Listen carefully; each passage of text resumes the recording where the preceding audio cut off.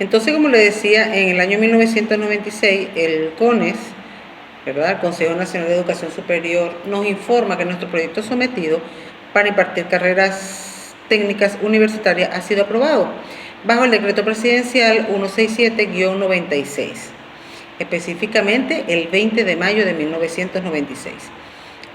Como le decía, las carreras son contabilidad computarizada, mercadeo y ventas, gerencia, media y supervisión, administración de viajes y turismo.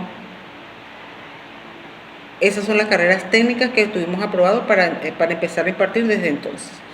Y seguimos trabajando en función de mejorar cada día nuestro aporte educativo a la nación, y sometimos otro proyecto y fue aprobado para el 8 de mayo del 2001. El mismo Consejo Nacional de Educación Superior, el CONES, nos aprobó que mediante el decreto 512-2001 podíamos impartir carreras a nivel universitario. Desde entonces estamos funcionando, estamos impartiendo carreras técnicas universitarias, carreras a nivel de licenciatura, y seguimos funcionando, capacitando personal para todas aquellas empresas que necesiten un mejoramiento profesional, siempre enfocados en el marco de las carreras o en el ámbito o el campo laboral de negocio, ya que todas las carreras que nosotros impartimos son carreras de negocio.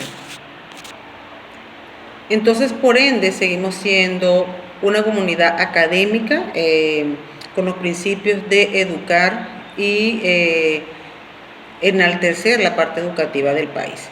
Dentro de esto nos enmarca una misión, visión y valores, ¿verdad?